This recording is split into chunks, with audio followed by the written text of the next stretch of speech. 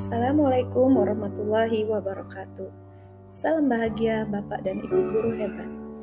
Perkenalkan, nama saya Endang Suwarningsi SPD, CGP Angkatan 8, asal dari SD Negeri 80, Nagasari, Kecamatan Mestong, Kabupaten Muara Jambi. Berikut fasilitator saya, yaitu Ibu Rusiah MPD, dan pengajar praktik Ibu Sulikah SPD. Dalam kesempatan kali ini, saya akan mempresentasikan demonstrasi kontekstual pada modul 1.1. Sebagai pembuka, berikut saya sertakan biografi singkat Bapak Ki Hajar Dewantara. Ki Hajar Dewantara lahir di Yogyakarta pada tanggal 2 Mei 1889 dengan nama lengkap Raden Mas Suwardi Suryaningrat. Ayahnya bernama Pangeran Suryaningrat dan ibunya bernama Raden Ayu Sandia. Beliau lahir dari keluarga keraton Yogyakarta. Berkat jasa beliau di bidang pendidikan, maka tanggal 2 Mei hari lahir beliau ditetapkan sebagai Hari Pendidikan Nasional.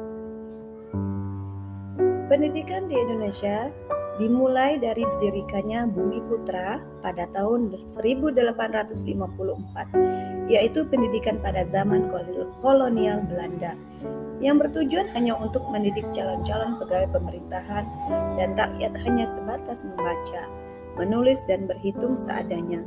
Semua hanya bertujuan untuk membantu kepentingan kolonial. Keadaan inilah yang mendorong Ki Hajar Dewantara tergugah untuk memperjuangkan nasib bangsanya.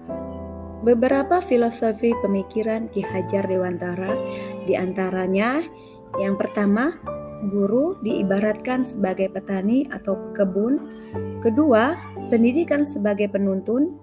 Ketiga, adanya kodrat alam dan kodrat zaman. Keempat, prinsip bukan tabula rasa. Dan yang kelima, berhamba pada anak. Maksud dari guru diibaratkan sebagai petani atau pekebun adalah jika kita menanam benih pada ladang yang subur, lalu kita rawat, kita siram dan kita pupuk dengan teratur, maka benih itu akan tumbuh besar dan kuat dan menghasilkan buah yang baik dan memuaskan. Sebaliknya, jika kita hanya menanam benih di lahan yang tidak dipersiapkan dengan baik dan tidak dirawat dengan sungguh-sungguh, tentu tidak akan mendapat hasil yang memuaskan. Jadi sebagai pendidik, guru harus bersungguh-sungguh dalam menjalankan tugas sebagai pendidik sehingga menghasilkan murid-murid yang berkualitas. Yang kedua, pendidikan sebagai penuntun. Pendidikan adalah proses menuntun segala kodrat yang ada pada anak agar mereka dapat mencapai keselamatan dan kebahagiaan yang setinggi-tingginya, baik sebagai anggota manusia maupun sebagai anggota masyarakat. Selanjutnya, adanya kodrat alam dan kodrat zaman. Kodrat alam berkaitan dengan sifat dan bentuk lingkungan di mana anak berada. Sedangkan zaman berkaitan dengan isi dan irama, artinya bahwa setiap anak telah membawa sifat atau karakter masing-masing. Jadi, sebagai guru, kita tidak bisa menghapus sifat-sifat dasar tadi. Yang bisa kita lakukan adalah membimbing dan menunjukkan agar muncul sifat-sifat baiknya dan menutupi sifat-sifat buruknya. Kodrat zaman bisa diartikan bahwa kita sebagai guru harus membekali keterampilan kepada siswa sesuai zaman yang sedang berkembang.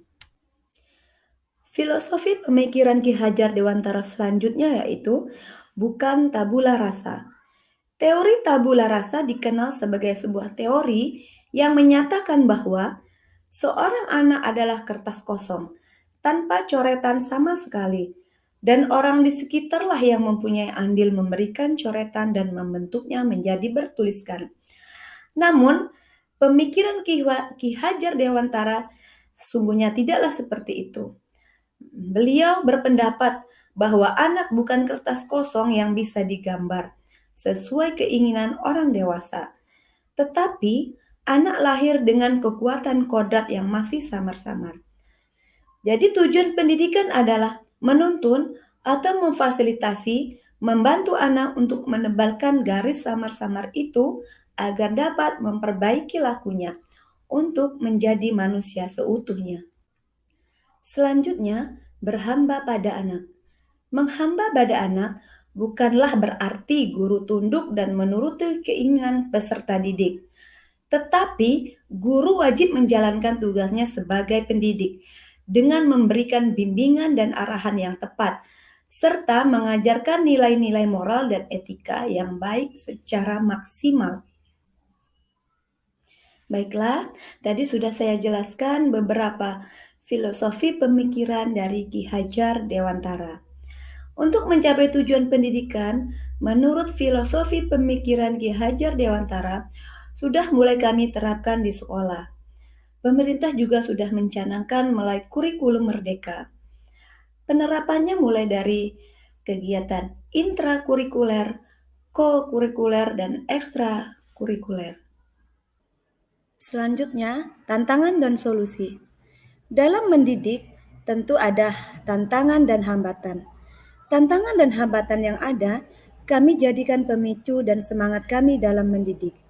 Untuk mengatasi tantangan tersebut, solusi yang saya lakukan adalah belajar dan terus belajar, berusaha mengikuti pelatihan dan BIMTEK yang diadakan secara daring maupun luring, termasuk mengikuti program guru penggerak ini.